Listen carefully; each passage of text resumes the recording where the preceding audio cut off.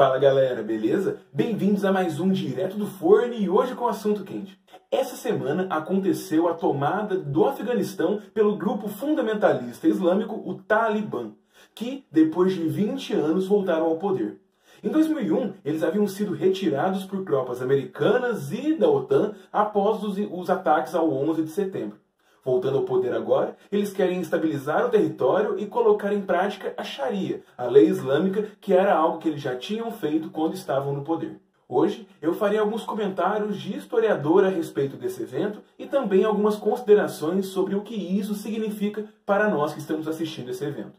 Mas antes da gente ir para esse papo, você já sabe. Deixa aí o gostei no vídeo, se inscreve no canal e se curtiu, compartilha com os amigos. Não se esqueçam que eu sempre deixo aqui embaixo as referências que eu uso para fazer o vídeo, junto das minhas redes sociais, com foco para o meu Instagram, que eu estou fazendo conteúdo diário sobre história e política. Segue lá. Mas chega de papo furado, vamos logo para o vídeo. O Afeganistão, acima de tudo, é um lugar bem complexo.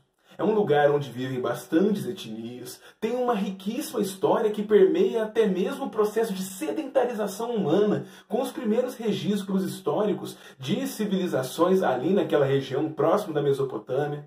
Passou por um monte de conquistas e processos de batalha para manter a sua estabilidade pelos povos que ali viviam, se tornando inclusive o chamado cemitério de impérios, enfrentando as tropas de Alexandre o Grande, depois as tropas mongóis, depois o Império Britânico, enfim, é muita coisa. Fora que o território afegão é muito rico em minérios e também é um lugar importantíssimo pela sua geografia, fazendo uma grande ligação dos países do Extremo Oriente com os países tanto do Oriente Médio quanto também para rotas que vão para a Europa. Inclusive, o Afeganistão, ou seu território que hoje chamamos de Afeganistão, era muito visitado por comerciantes na Rota da Seda lá na Idade Média. E é justamente por esse caráter geográfico do Afeganistão que nós temos uma grande sequência de tentativas de invasões, tanto na antiguidade, mas principalmente mais recentemente. E quando eu falo recentemente, eu já começo a pensar no século XIX, no contexto do imperialismo e da aquisição de novas colônias pelas potências europeias.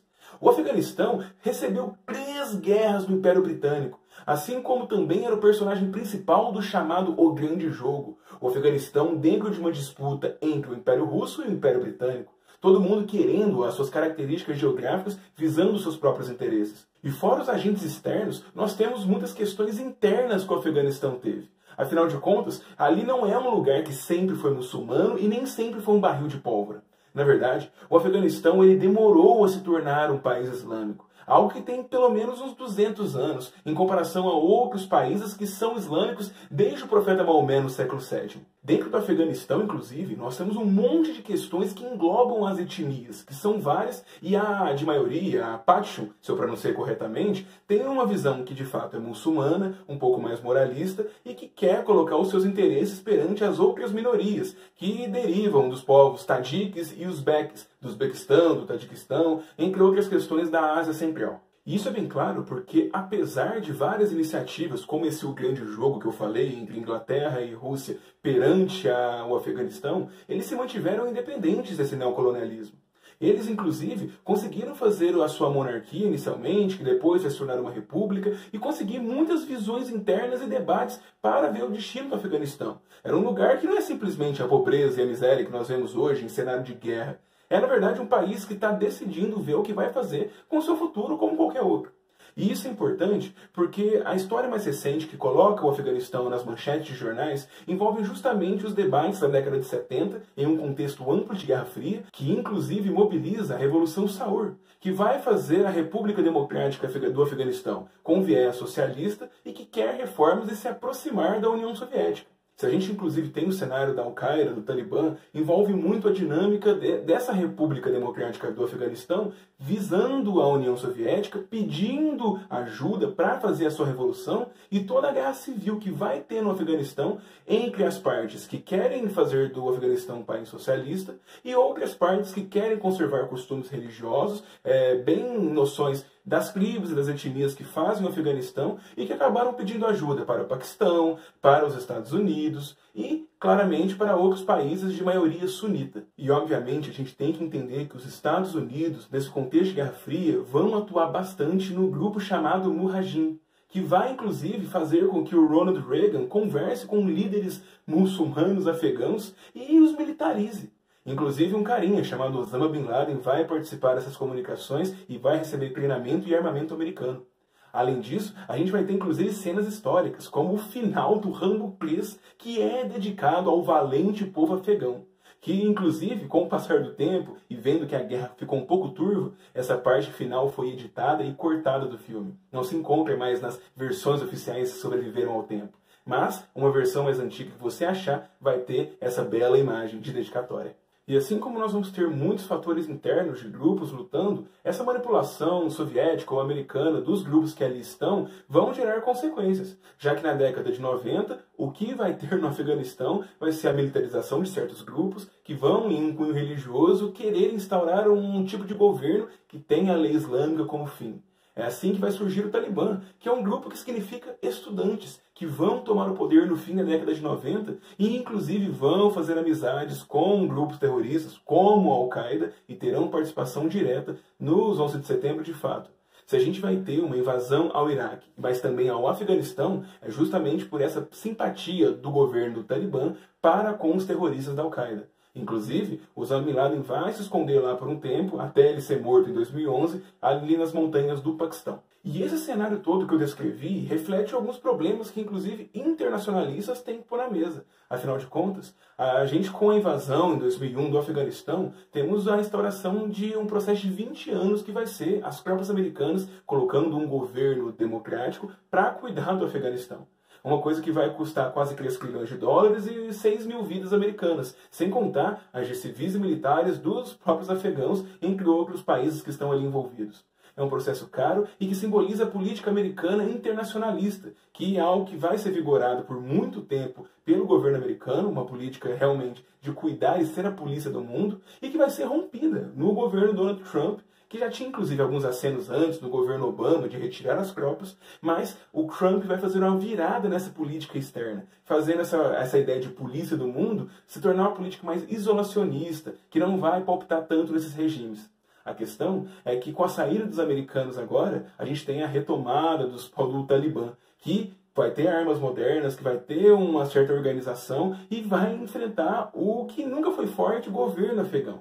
Agora, em 2021, nós temos o Talibã voltando ao poder e com uma aliança de outra potência, os chineses, que vem no Afeganistão toda uma importância para a nova rota da seda, tanto pelos minérios que eles têm ali no Afeganistão, quanto também a sua importância geográfica, na Ásia Central e vital para fazer um grande fluxo de investimentos. E para tal, é necessário que a China tenha um governo estável aliado, que é o financiamento que eles vão tentar fazer com o Talibã. E é muito problemático a gente ver isso porque o Talibã é reconhecido pela Sharia. E quando eles estiveram no poder na década de 90, foi muito notória a violação de liberdades individuais, de imprensa, de expressão, a questão de colocar a burca nas mulheres, tirando muitas liberdades e direitos. As mulheres sofreram muito durante o governo Talibã, não que não sofra durante a ocupação dos Estados Unidos e nem que não tenha sofrido antes também, antes do Talibã ser uma força religiosa. Mas, querendo ou não, agora com a Sharia é uma institucionalização de um ataque aos direitos das mulheres, que simplesmente, ao nosso olhar ocidental, não é correto.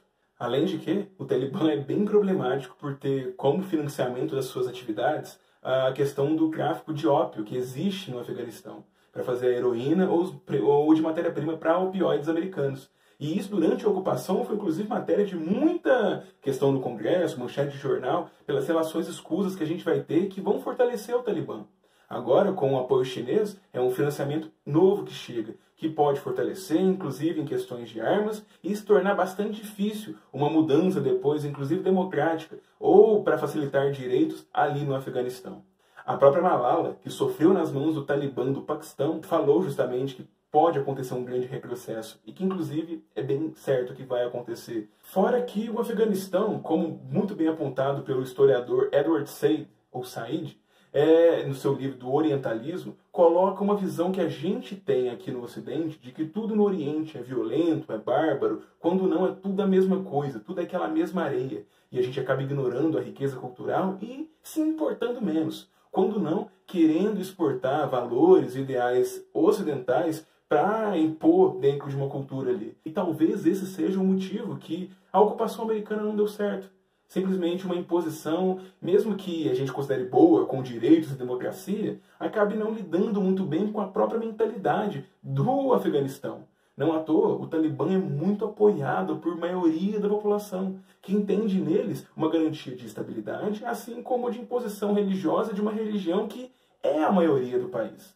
Então é muito problemático como isso surge, mas também é problemático a criação de narrativas que a gente tem com base nesses conflitos e processos, que o Oriente Médio é tudo ruim, tudo igual, e é ruim, porque a gente acaba não tendo soluções boas para o problema e nem mesmo boas análises. É tudo uma grande rede turva de areia e sangue. E é isso, galera. Espero que tenham gostado dessa colher de chá que eu estou dando aqui sobre o Afeganistão. Não é a minha especialidade, mas é um material que eu já li sobre, é muito interessante e tem muito material que a gente pode tirar para ter essas questões. Vejam aqui as referências e ouçam inclusive o xadrez verbal do historiador Felipe Figueiredo, com o Matias também, que aborda muito bem a questão da política internacional e problematiza inclusive essas questões econômicas, culturais e o problema de quando você enxerga os problemas do Oriente Médio ou de outros lugares do mundo com a visão única ocidental. É bem interessante a gente ter boas reflexões para ter boas conclusões e tentar mobilizar um debate para que no futuro a gente não tenha mais essas violações de direitos. Galera, espero que tenham curtido e eu vejo vocês na quinta-feira com mais um Direto do Forno. Até lá!